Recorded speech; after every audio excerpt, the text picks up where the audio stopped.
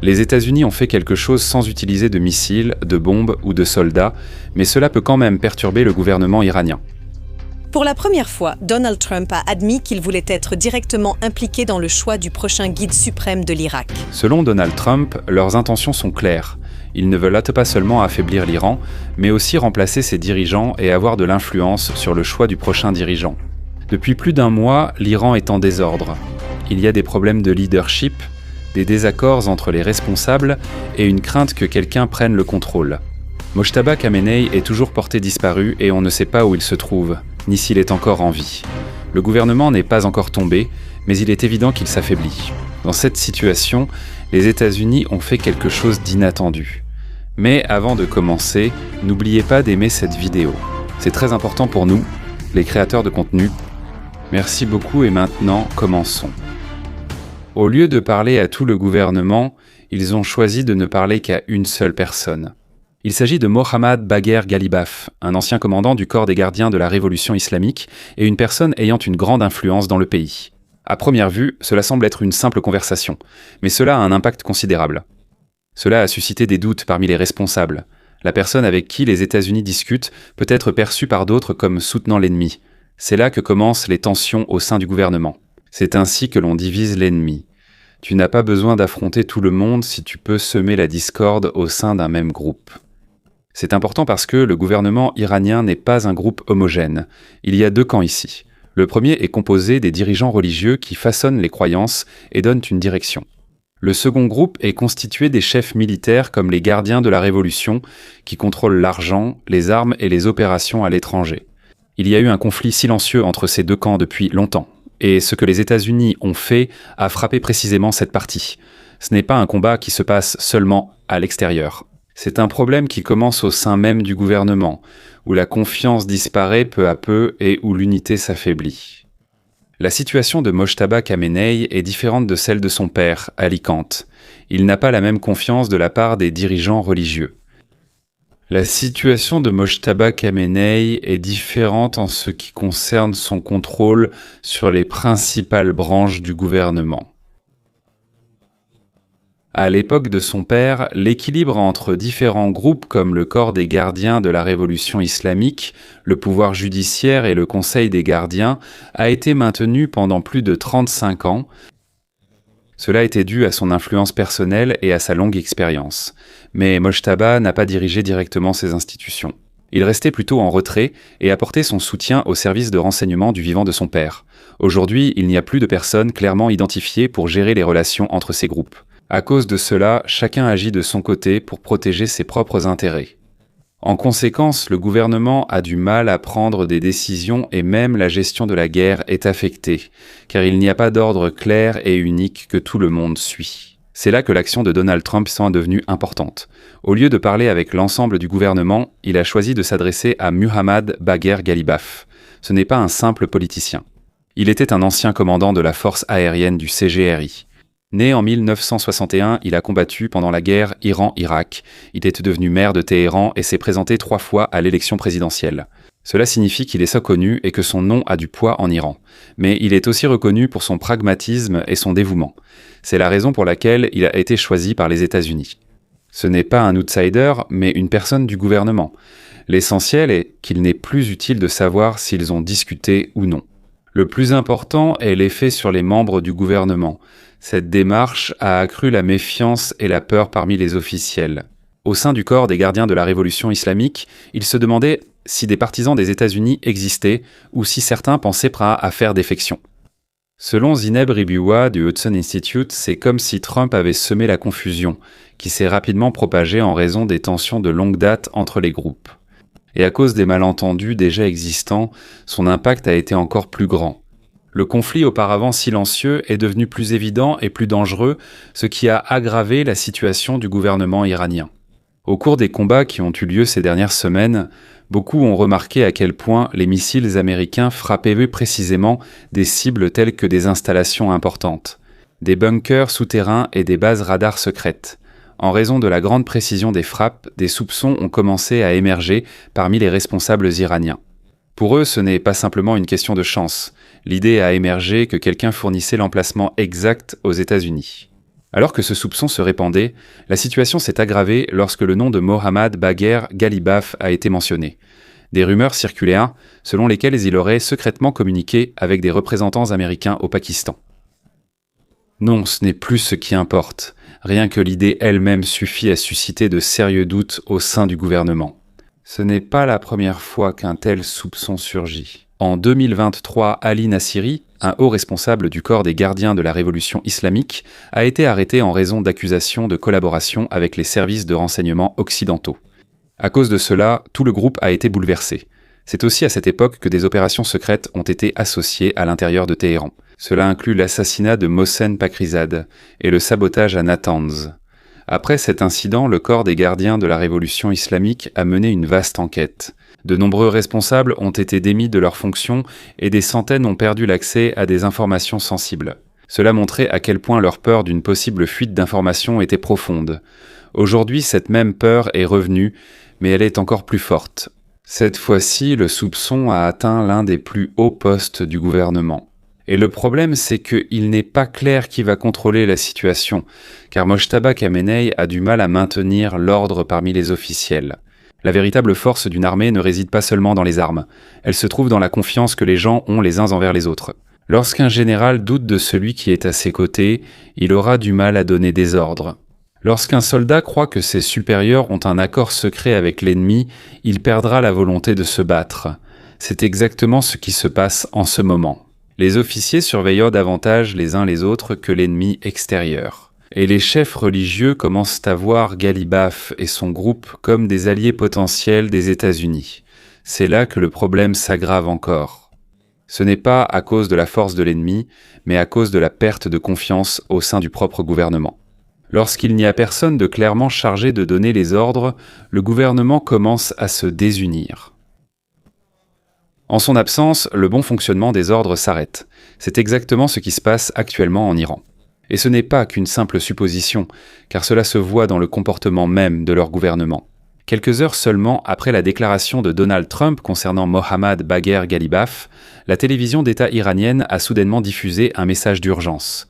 Ce n'était pas une annonce ordinaire. Ils ont appelé leurs partisans à travers tout le pays à descendre dans les rues principales à montrer leur soutien aux forces de sécurité, et surtout à prêter serment de fidélité aux leaders. Cela signifie clairement qu'il y a un problème de confiance au sein même du gouvernement. Ce n'est pas la première fois que cela se produit. En 2009, lors du mouvement vert, un appel similaire avait également été lancé. Mais à cette époque, le problème venait des gens dans la rue. Aujourd'hui, la source du problème est différente. Le problème vient désormais des personnes au sein même du gouvernement. L'appel de la télévision d'État ne s'adresse pas seulement au gouvernement. C'est aussi un message adressé aux soldats et aux officiers. C'est comme s'ils disaient « Nous sommes toujours là, nous contrôlons encore la situation ». Mais la vérité, c'est que s'ils doivent encore dire cela, cela signifie qu'il y a déjà des doutes. Quand un gouvernement est fort, il n'a pas besoin de demander un serment de loyauté. On ne fait cela que lorsqu'on craint que quelqu'un fasse défection ou n'obéisse plus. On peut aussi voir cet effet dans l'armée. Lorsqu'il n'y a pas de confiance claire, les responsables ont du mal. Ils donnent des ordres et on y obéit. Peu à peu, tout le groupe ralentit. Ce n'est pas à cause d'un manque d'armes, ni d'un manque de confiance les uns envers les autres. Voilà ce qui se passe réellement aujourd'hui. Le problème de l'Iran n'est pas seulement le combat extérieur, mais aussi la lente désintégration de l'unité au sein de leur gouvernement. Et lorsqu'on en arrive à ce point, peu importe la puissance des armes, il devient difficile de se relever. Cet aveu, au lieu d'apaiser les tensions, a encore plus plongé l'Iran dans le chaos.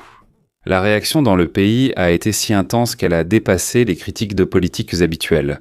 Il y a eu un affrontement clair entre le gouvernement et l'armée. Selon des informations provenant de proches du commandant du corps des gardiens de la révolution islamique, Hussein Salami, leurs opérations se poursuivent toujours. La défense reste active à Hormuz ainsi que dans les tunnels qu'ils utilisent. Pour eux, il n'est pas encore temps de parler de cessez-le-feu tant que l'ennemi ne s'est pas rendu. En considérant la situation globale, il est évident qu'il se passe quelque chose d'inhabituel. Certains responsables se disent ouverts à des discussions de paix. Mais en même temps, l'armée continue le combat. On dirait que la direction prise par les dirigeants et celle des hommes armés sont désormais séparées. La situation s'est encore aggravée lorsque l'Irak s'est rendu, ce qui a provoqué la colère des factions les plus radicales en Iran. Muhammad Bagher Ghalibaf a parlé avec plus de fermeté et a déclaré qu'ils ne cherchaient pas de cesser le feu et qu'ils allaient se battre, en riposte. Le ton de Qassem Garibabadi était le même, déclarant ouvertement qu'il n'y aurait aucune négociation pour le moment. Mohsen Rezaei a ajouté que le combat ne prendrait fin que lorsque les États-Unis paieraient et quitteraient définitivement le golfe Persique. Dans un tel contexte, une situation étrange se dessine. Le gouvernement ne dit pas et ne fait pas la même chose. Les responsables disent une chose, mais l'armée en fait une autre. Et cela conduit l'Iran dans une direction plus dangereuse. Le corps des gardiens de la révolution islamique, CGRI, pourrait prendre le contrôle total. Il y a des signes qu'il pourrait bloquer les principaux bureaux et centres de communication. Si cela se produit, il pourrait évincer les responsables favorables aux discussions de paix comme Napeskian et Araki. En d'autres termes, à mesure que les malentendus entre les groupes s'aggravent, il devient de plus en plus probable que la situation dégénère en un chaos plus grave et difficile à contrôler. Lorsque les dirigeants politiques sont complètement écartés, la prise de décision rationnelle disparaît et elle est remplacée par la position directe de l'armée, qui continue le combat même si le prix à payer est élevé. La tentative de Mojtaba Khamenei de se cacher à Moscou et d'y donner des ordres montre que le centre du commandement ne vient plus directement d'Iran. Mais même si cela peut sembler une victoire pour l'armée, cela n'a aucune véritable signification dans la situation actuelle. La décision du corps des gardiens de la révolution islamique de poursuivre le combat mènera à un épuisement prolongé des forces qui ont très peu de chances de gagner. Lorsque l'approvisionnement est coupé et que la défense contre les attaques aériennes est détruite, il devient difficile de poursuivre ce type de combat. En raison des sanctions et des frappes aériennes continues, ils ont du mal à acheminer de nouvelles armes et des approvisionnements. Si cela continue, les soldats en première ligne seront progressivement épuisés et même la population souffrira du manque de nourriture. Plus le temps passe, plus il est probable que certains soldats refusent de se battre. Il arrivera un moment où certains déposeront simplement les armes et rentreront chez eux parce qu'ils ne voient plus de raison de continuer à se battre. Il y a encore une autre possibilité. Les responsables politiques pourraient être contraints d'accepter un cessez-le-feu avec l'aide d'autres pays. Il existe des discussions secrètes menées par l'intermédiaire de certains pays du Golfe qui montrent que cela reste possible, mais en contrepartie, le prix à payer serait lourd. Parmi les conditions figurent l'arrêt du programme nucléaire, le retrait des forces du détroit d'Ormuz et le paiement d'une somme importante. Si cela se produit, l'Iran perdra son ancienne influence dans la région. Et même si les responsables acceptent cela, cela ne signifie pas que le problème sera résolu. Car pour ceux qui ont une position plus ferme, cela ressemble à une capitulation. Et lorsqu'ils sentiront que ce pourquoi ils se sont battus pendant de nombreuses années a été abandonné, il est possible qu'ils agissent eux-mêmes contre le gouvernement. Dans une telle situation, l'Iran n'aura pas seulement des ennemis extérieurs à affronter, mais devra aussi faire face à d'éventuels affrontements entre ses propres groupes. Si l'armée finit par se fragmenter complètement, il est possible que des groupes armés installent des checkpoints dans les villes et que même les responsables locaux deviennent des cibles. Même si les combats extérieurs cessent à cause d'un cessez-le-feu, la colère accumulée depuis longtemps à l'intérieur du pays risque d'exploser. Au lieu d'apporter la paix, l'accord ou le cessez-le-feu pourrait provoquer des troubles encore plus violents dans les rues. Mais la troisième possibilité est encore plus grave. C'est la situation où l'armée et le gouvernement perdent tous deux le contrôle. C'est là que commence l'effondrement simultané du pays tout entier, venant de différentes directions. Si Mojtaba Khamenei disparaît complètement ou s'il ne peut pas revenir de Moscou, l'absence d'un leader clair au sommet deviendra encore plus profonde. Quand la tension entre l'armée régulière et le corps des gardiens de la révolution islamique devient un affrontement direct. Les fondations même du pays seront brisées. Ce ne sera plus simplement un changement de leader. Il est ça même possible que le pays lui-même se divise. Lorsque les forces censées les protéger entrent en conflit, les tensions longtemps ignorées entre différents groupes de personnes ressortent au grand jour. Il pourrait y avoir des soulèvements dans des régions comme le Kurdistan, le Sistan, le Baloutchistan et le Khouzistan. En même temps, les citoyens ordinaires, accablés par la faim, la hausse des prix et la peur de la guerre, pourraient tous descendre dans la rue en même temps s'ils voient que le gouvernement s'affaiblit. Au fur et à mesure que les événements se déroulent, il devient de plus en plus clair que chaque action a une conséquence. Aucune décision n'est sans contrepartie. Et à chaque choix, il y a une possibilité que la direction de toute la situation change. C'est pourquoi dans ce genre de situation, il est important d'être prêt. Non seulement dans le combat, mais aussi dans les conséquences de chaque décision. Parce qu'au final, ce n'est pas seulement la force qui décidera de l'issue de la situation, mais la capacité à penser clairement même lorsque tout autour est chaotique. L'un des endroits les plus importants affectés est le détroit d'Ormuz. C'est l'un des passages pétroliers les plus importants au monde. Chaque jour, des millions de barils de pétrole y transitent à destination de différents pays. Lorsqu'il y a un problème dans cette zone, cela se ressent immédiatement sur le prix du pétrole. Dans ce genre de situation, même une petite tension peut avoir un impact considérable. Lorsqu'il y a une menace pour la sécurité des navires, les entreprises deviennent prudentes. Certains reportent leur voyage et d'autres cherchent un autre itinéraire, même si c'est plus cher et plus long. Lorsque cela se produit, le flux d'approvisionnement ralentit. Lorsque l'approvisionnement ralentit avec une demande élevée, les prix montent. Cela ne se ressent pas immédiatement le premier jour, mais avec le temps, cela se fait progressivement sentir dans différents pays. Lorsque le prix du pétrole augmente, cela a un effet domino.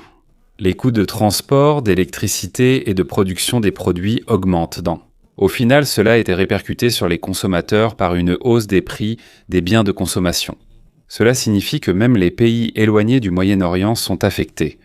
Dans une telle situation, les pays qui dépendent du pétrole importé deviennent plus prudents. Certains stockent davantage de réserves pour être prêts en cas de pénurie éventuelle. D'autres cherchent des sources d'approvisionnement alternatives afin de ne pas dépendre d'une seule route. En même temps, les pays qui produisent beaucoup de pétrole jouent un rôle plus important. Lorsqu'il y a une pénurie d'approvisionnement provenant d'un endroit, d'autres essaieront de combler le manque. Mais ce n'est pas toujours suffisant pour maintenir les prix d'avant. En plus du pétrole, cela a aussi un impact sur le commerce.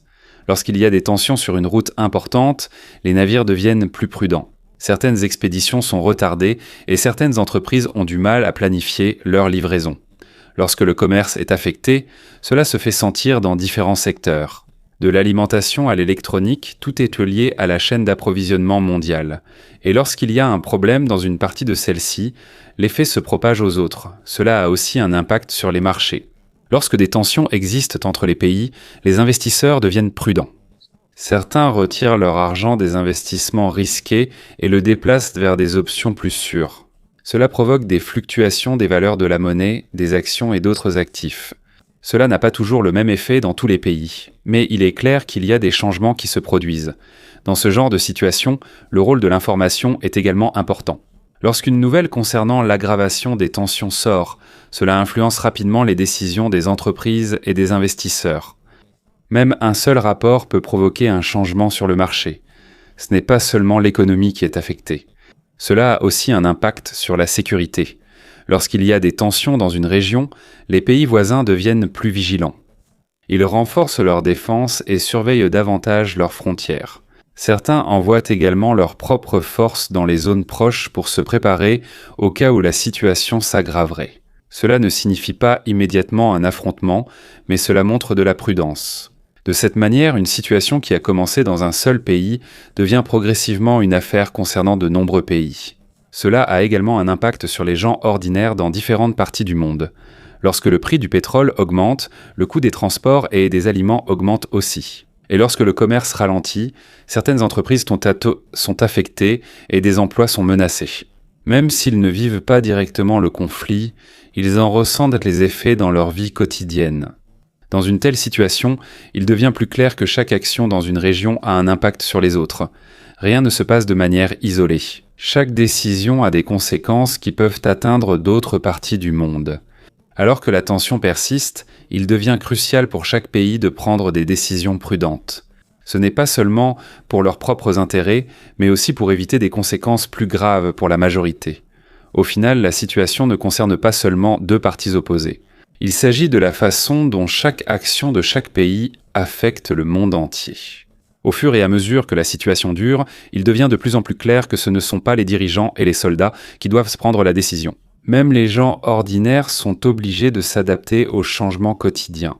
Il y a des familles qui font attention à leurs déplacements, des entreprises qui réduisent le point de leurs opérations, et des personnes qui préfèrent rester à la maison pour éviter le danger. Dans cette situation, le cours de la vie quotidienne change aussi. Les tâches simples qui étaient autrefois normales deviennent plus difficiles à accomplir. Aller au travail, se déplacer et même acheter de la nourriture deviennent plus difficiles à cause de la peur et de la hausse continue des prix des produits de première nécessité. En même temps, les gens deviennent plus prudents quant à ce qu'ils entendent et voient. On ne croit pas immédiatement à toutes les informations et il y a des moments où ils préfèrent garder le silence plutôt que de donner leur opinion. À cause de cela, la façon dont les gens communiquent et perçoivent leur entourage change progressivement. Cela a également un impact sur les jeunes. En vivant ce genre de situation, ils développent une autre vision de l'avenir. Les plans qui étaient autrefois clairs deviennent incertains. Et au lieu de planifier à long terme, ils préfèrent se concentrer sur le présent. De cette façon, on peut voir que l'effet de la situation ne se limite pas seulement au niveau du gouvernement ou de l'armée. Cela touche chaque foyer, chaque famille et chaque personne affectée par les événements. Avec le temps, la capacité à s'adapter et à décider malgré l'incertitude devient primordiale. Dans ce contexte, force et richesse ne suffisent pas. Il est plus important d'être prêt aux changements et aux événements inattendus. Au final, l'impact ne se voit pas seulement dans le résultat du combat. Cela se ressent davantage dans la vie quotidienne des personnes affectées par leurs décisions, par les changements autour d'eux et par leur façon d'affronter chaque journée. Au fur et à mesure que les événements se déroulent, il devient de plus en plus clair que même les plus petites décisions peuvent avoir un impact qui dure plus longtemps que le combat lui-même. Et jusqu'à présent, la situation n'est toujours pas terminée. De nouvelles choses se produisent de chaque jour et tout le monde continue d'y faire face. Au fil du temps, il est clair que les événements ne sont pas encore terminés. Il y a des décisions à prendre même si les informations ne sont pas complètes. C'est pourquoi la prudence est importante, mais il faut aussi du courage pour agir. Il n'est pas non plus immédiatement clair ce qui va se passer ensuite. Alors que de nouvelles informations arrivent, les choses continuent de changer, il faut donc les surveiller de près. La manière dont l'information est contrôlée au sein du gouvernement est importante. Lorsque la vérité n'est pas claire, la méfiance s'aggrave. Il y a des informations qui circulent dont l'origine est incertaine et certains détails ne peuvent pas être immédiatement vérifiés. À cause de cela, les responsables deviennent prudents. Ce n'est pas par stratégie, mais par peur de commettre des erreurs. Au lieu d'agir immédiatement, ils préfèrent attendre et observer. Mais pendant qu'ils attendent, cela donne à l'adversaire l'occasion d'agir. Même sans affrontement direct, les décisions ralentissent et il devient plus difficile d'agir clairement. Les relations entre les différents groupes en sont également affectées. Lorsque l'information est confuse, la suspicion augmente et la confiance disparaît. Et plus le temps passe, plus le doute devient normal, rendant difficile de revenir à la situation d'avant. Dans ce genre de situation, une communication claire est essentielle. Lorsque le flux d'informations est bon, la collaboration devient plus efficace. Mais si ce n'est pas le cas, même les choses simples se compliquent. Au final, la force des armes ne suffit pas. La situation dépend aussi de la clarté des informations et de la façon dont chaque partie les comprend.